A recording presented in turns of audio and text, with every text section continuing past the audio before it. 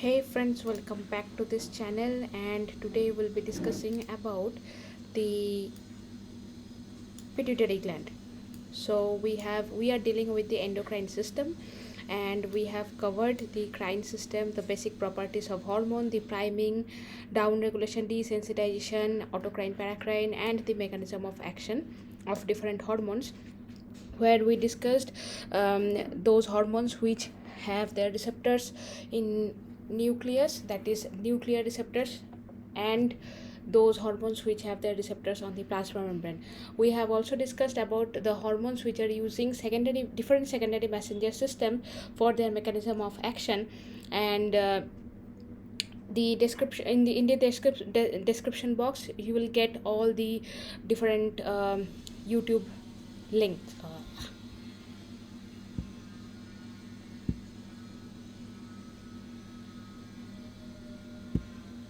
Hey friends, welcome back to this channel. We are now discussing about the endocrine system. In our previous videos we have discussed the crine system, different common characters of the hormone, the classification of the hormones. We have discussed the priming effect, desensitization, and down regulation.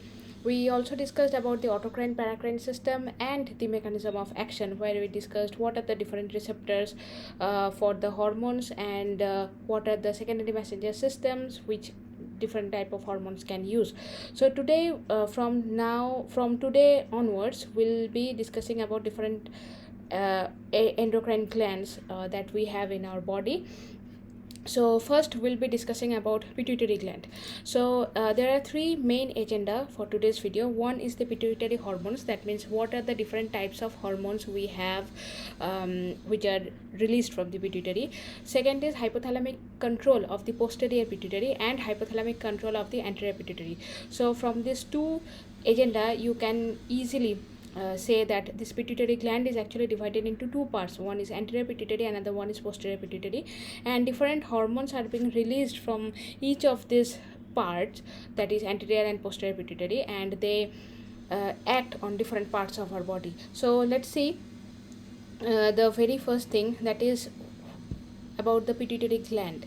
So here you can see this is a very simple figure of the pituitary glands. This is the anterior pituitary, this is the posterior pituitary, and you can see that both this anterior and posterior pituitary, they are actually connected with the hypothalamus. Okay, so this part, this orange color part is the anterior pituitary, and this part is the posterior pituitary. The anterior pituitary is also known as adenohypophysis, and the posterior pituitary, or the posterior lobe of the pituitary, is also known as neurohypophysis.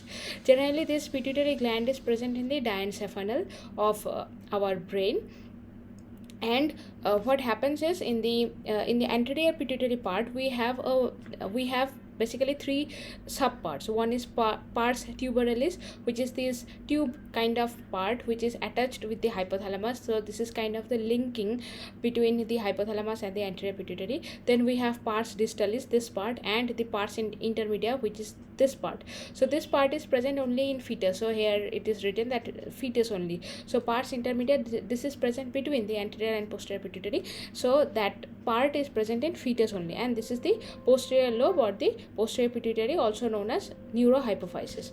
So different hormones are being released from this anterior pituitary and posterior pituitary. What are those hormones and all, we'll see. But one thing here we have to remember, this part, this is infundibulum, that is this anterior pituitary and posterior pituitary, they are kind of attached with the hypothalamus through a connector that is called infundibulum. This is a stalk like structure which is known as infundibulum. And another thing is, from hypothalamus there are some releasing hormone and inhibitory hormones which are being secreted.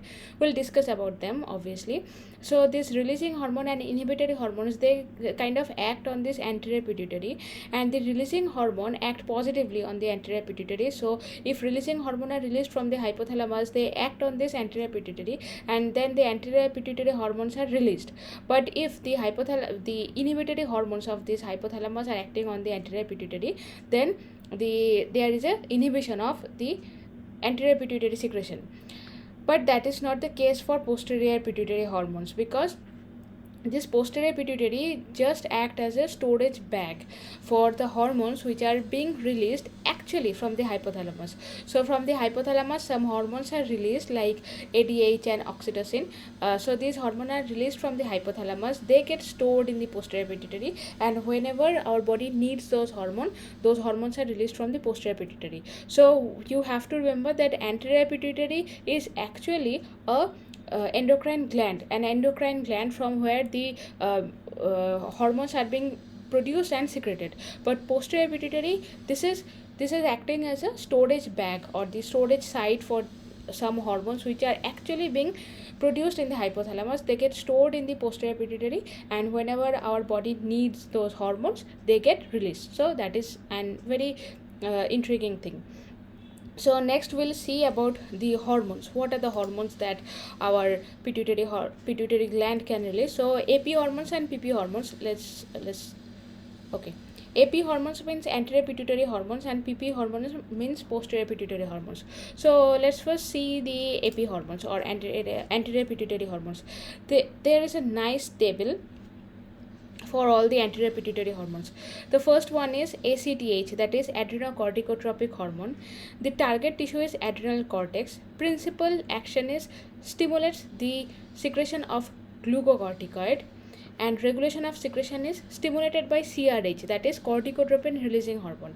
I have already mentioned that from hypothalamus there are some releasing hormones and inhibitory hormones. Remember, just now I said that from hypothalamus some releasing hormones and inhibitory hormones are released which can directly modulate the hormonal secretion of anterior pituitary. So there is one hormone, that is corticotropin releasing hormone, which can be secreted from the hypothalamus, and it can stimulate the anterior pituitary to secrete the ACTH release. Okay, and that is obviously inhibited by glucocorticoid. If the main function of ACTH is to stimulate the secretion of glucocorticoid, so if glucocorticoid is more, then ACTH secretion will be inhibited. That means that is a negative feedback effect. Okay, the next hormone which is being secreted from anterior pituitary is TSH or thyroid stimulating hormone.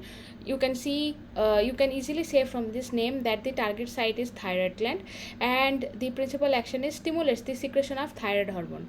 Again stimulated by TRH, that is thyrotropin releasing hormone, which is being secreted from the hypothalamus and inhibited by the thyroid hormones. Same mechanism. So there is one thing, that is releasing hormone, which is being secreted from the hypothalamus, which causes the increased secretion of both ACTH and TSH. If we have CRH, the ACTH will be released. If we have TRH, the TSH will be released, and both of them are being inhibited by their product. So negative feedback inhibition. Then we have growth hormone.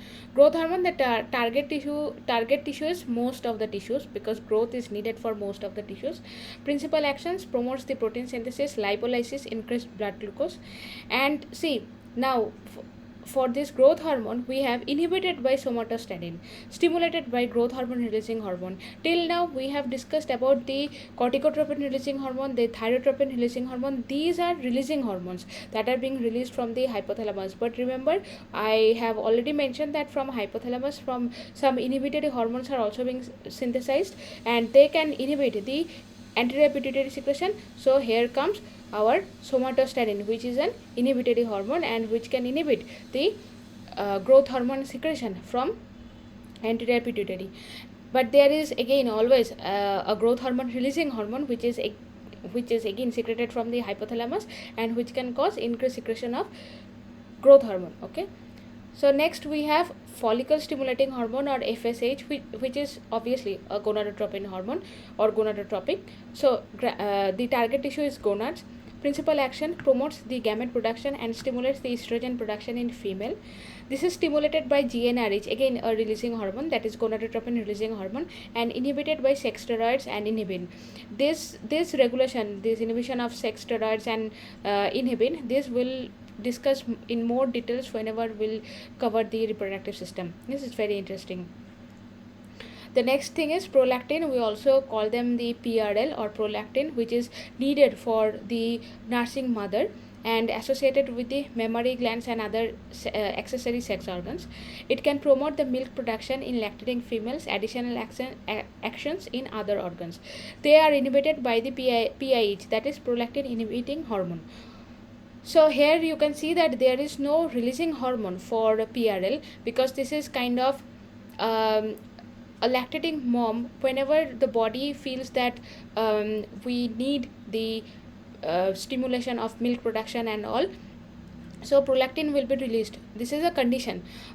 For prolactin release, we have a condition, okay, that the mother bears a fetus, and the fetus then parturition, or these the labor is done, and so that is a condition of the body where the prolactin is released. Okay, so after labor the prolactin release is more, so that the milk production and secretion can happen. Okay, actually milk production started during pregnancy, but milk secretion started after labor. Okay, and there is only inhibitory hormone, prolactin inhibitory hormone, which is being released from hypothalamus, and when there is no need of excess amount of prolactin in the body, then, which is most of the time for a female, most of the time except the lactating period, then there is inhibition of this prolactin hormone. Then we have luteinizing hormone, or LH. They are again, the target tissue is gonads.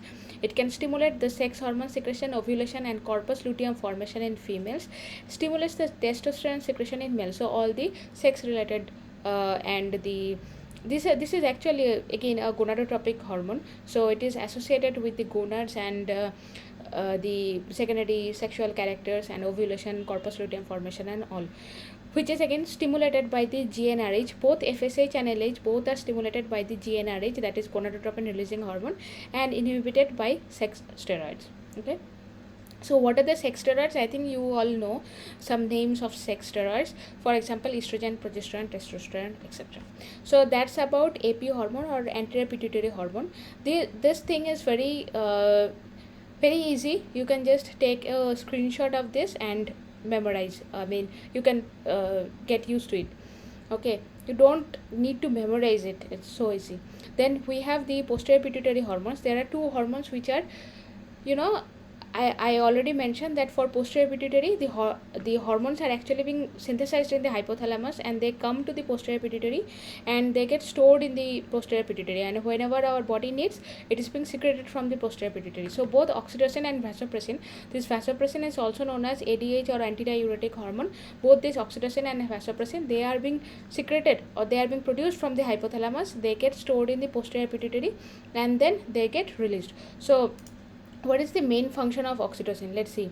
In females, oxytocin stimulates the contraction of the uterus during labor, and for this reason needed for parturition or childbirth. Okay, so during labor also stimulates the contraction of the mammary gland, alveoli and ducts, which result in milk ejection reflex in the lactating woman. Second one is also very important. In men, a rise of oxytocin secretion at time of ejaculation has been measured, but the physiological significance of this hormone in male remains to be demonstrated. So in males there is no very high impact of oxytocin, but in females, obviously during the childbirth and after the childbirth birth, during the lactating period, the oxytocin plays a huge role. I think you all remember about the synergistic effect of cortisol, estrogen and prolactin, oxytocin, which I have discussed in one of the previous video. The link will be in the description box, so please go and check it out. It's a very intuitive thing. So that's about oxytocin. Now let's discuss about the vasopressin. Vasopressin is also known as antidiuretic hormone. About this antidiuretic hormone we'll discuss in detail whenever we'll do the renal system or renal physiology. That is very important in renal system. But antidiuretic hormone, which is also chemically known as arginine vasopressin or AVP. So ADH, AVP or vasopressin, everything is kind of same, so you have to remember. Okay, and what is the major function of ADH? That is water retention by the kidneys, so that less water is excreted in the urine. So whenever we have our body needs the water to be retained. That means whenever there is a less amount of water, our body fluid level is kind of low whenever we are thirsty and all, that time the urine secretion should be low. So that time the concentrated urine secretion occur, and for that this vasopressin is needed. Whenever vasopressin or ADH is there, so that is antidiuretic hormone. Diuretic means whenever there is huge amount of liquid or huge amount of urine secretion. Like in case of diabetes, we say that diuresis happens, that means huge amount of urine secretion occur, urine excretion occur. But that is antidiuretic, means there is concentrated urine will be excreted, so less amount of urine, because our body needs to retain all the fluids. So that's the importance of vasopressin or arginine vasopressin or ADH. Okay, so these are the two hormones which are being released from the posterior pituitary. So I think this is clear to you, what are the bits and bobs of pituitary hormones. Now let's discuss about the hypothalamic control of the posterior pituitary. Again, just a small reminder that both these vasopressin and oxytocin, which are the posterior pituitary hormone, they are being produced in the hypothalamus. They get transported to the posterior pituitary, they get stored in the posterior pituitary, and whenever our body needs these hormones, they get secreted from the posterior pituitary. Okay, so the main source of this ADH and oxytocin is actually hypothalamus. Posterior pituitary is just a storage box. So let's see, both these ADH and oxytocin are produced here, means this is hypothalamus, and there are two nucleus means during nervous system. I think you may all know that this nucleus doesn't relate to our to the nucleus of the cell. This nucleus means there is a accumulation of axons, accumulations of cell body in the whenever we'll discuss about the neuron structure, we'll see the cell body. So these are the cell bodies, you can see.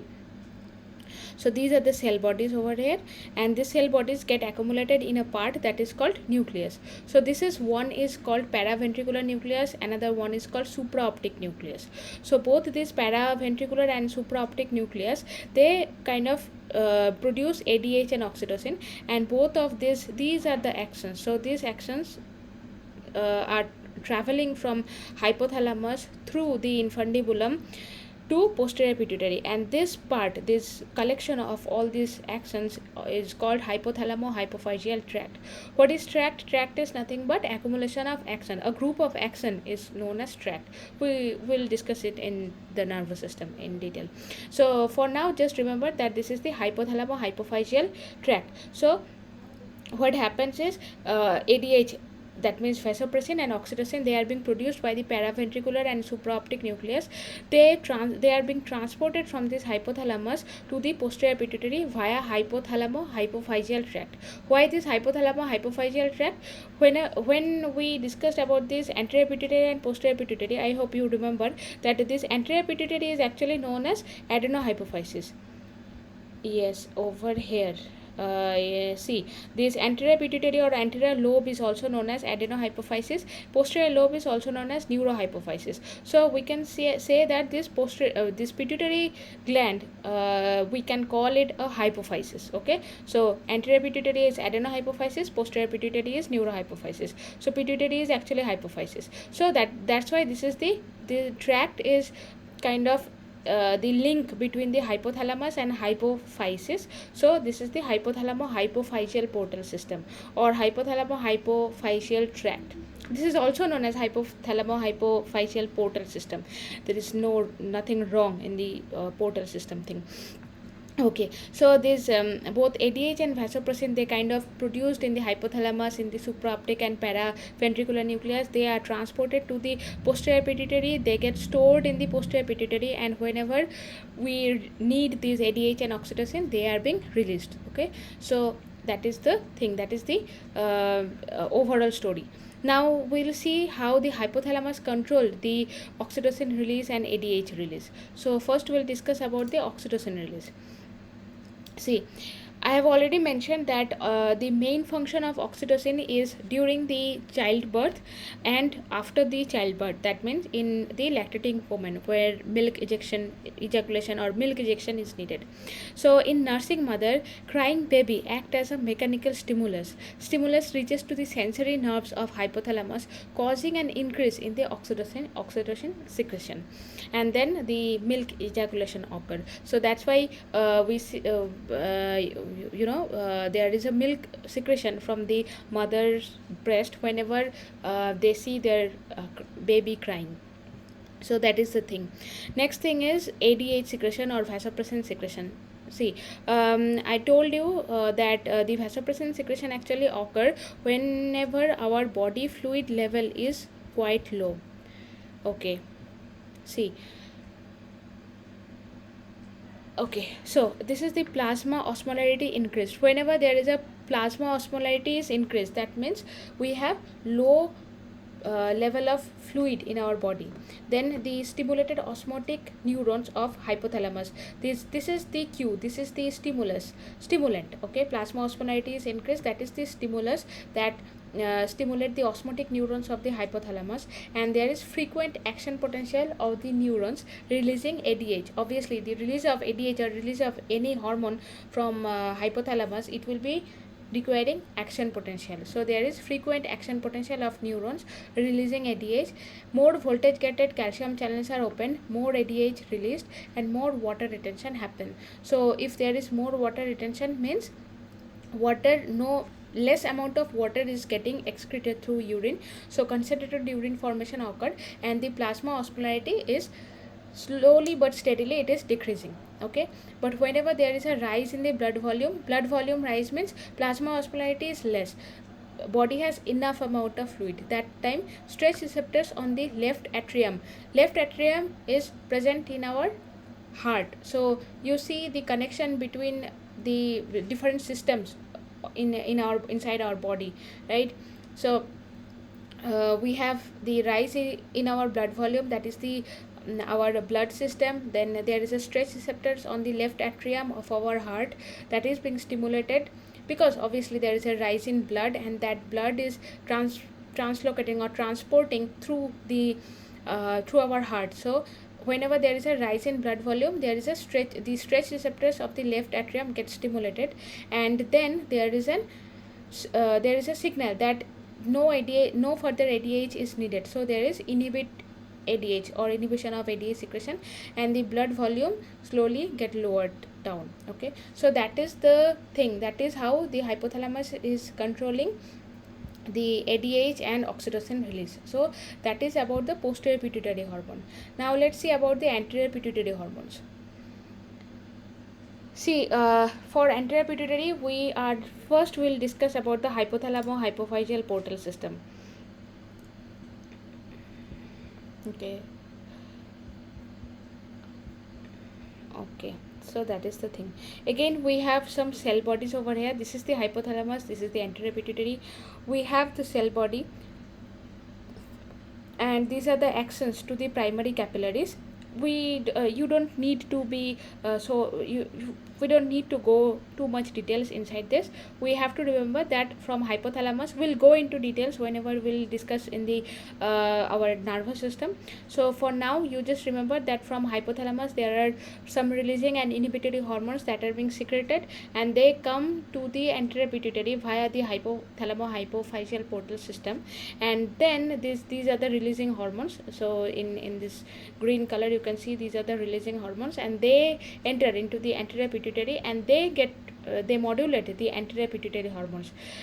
Along with this releasing hormone, there are obviously some inhibitory hormone which can inhibit the release of anterior pituitary hormones. Okay, so here we can see that releasing and inhibitory hormones. So there are some releasing hormones, there are some inhibitory hormones. For example, although I have already mentioned, but again, thyrotropin releasing hormone, it stimulates the TSH, okay, or thyroid stimulating hormone. Then we have corticotropin releasing hormone, it stimulates the secretion of ACTH or adrenocorticotropic hormone. Then we have gonadotropin releasing hormone, which can stimulate the secretion of LH and FSH. And fourth, we have growth hormone releasing hormone, which can stimulate the growth hormone secretion. And we have inhibitory hormone. Two inhibitory hormones are there. One is prolactin inhibitory hormone, which can inhibit the prolactin secretion, and somatostatin, which can inhibit the growth hormone. Okay, growth hormone secretion. So these are the releasing and inhibitory hormone. Now let's see about the feedback control. So during the while we discuss about the this AP hormone, I have mentioned that there are some these secretions are inhibited by their own products. That means negative feedback mechanism, like ACTH is inhibited. ACTH, the main function of ACTH is to secrete glucocorticoid, and this glucocorticoid actually can inhibit the ACTH. Again, for TSH, the main function is to stimulate the secretion of thyroid hormone, and these thyroid hormones can inhibit this TSH secretion. Same for growth hormone. Okay, so this is called the negative feedback mechanism, and we'll see how the feedback control happens in anterior pituitary. So first we are discussing about the thyroid hormone or TSH. So this is the hypothalamus. From hypothalamus, the thyrotropin releasing hormone is secreted. Thyrotropin releasing hormone acts on the anterior pituitary, and this anterior pituitary release thyroid stimulating hormone or TSH, and this thyroid stimulating hormone act on thyroid, and it causes growth of the thyroid. From this thyroid, thyroxine is produced. The main hormone which is being released from the thyroid is thyroxine, and this thyroxine can inhibit the responsiveness to TRH, and it can also inhibit the secretion of TRH. That is, it can go and inhibit the secretion of thyrotropin releasing hormone from hypothalamus, and it can also inhibit the anterior pituitary, so that its responsiveness to this TRH is inhibited. So that is the negative feedback mechanism. Okay, again we have another example for gonadotropin releasing hormone. So this is the hypothalamus. From hypothalamus, gonadotropin releasing hormone is being secreted. They act on the anterior pituitary, and from anterior pituitary, FSH and LH are being synthesized. These FSH and LH act on gonads, and they causes the production of sex steroids like estrogen and androgen, testosterone, etc. This sex steroid can inhibit the responsiveness of anterior pituitary towards GnRH, and also it can inhibit the secretion of GnRH. So one thing is, it can directly inhibit the hypothalamus, so that no more GnRH are being produced, and also it can inhibit the responsiveness of anterior pituitary towards GnRH. So that is how they control the the negative feedback mechanism or negative feedback system controls the secretion of the anterior pituitary. So I think this is all clear to you. This is very, very simple. You just need to remember that there are negative feedback mechanism, and there are some hormones which are being synthesized from the hypothalamus. They get stored into posterior pituitary, and there are some releasing and inhibitory hormones which are being synthesized from the hypothalamus, and they can modulate the secretion of anterior pituitary. I think everything is clear to you, and in the next video we'll discuss about the adrenal gland. Thank you.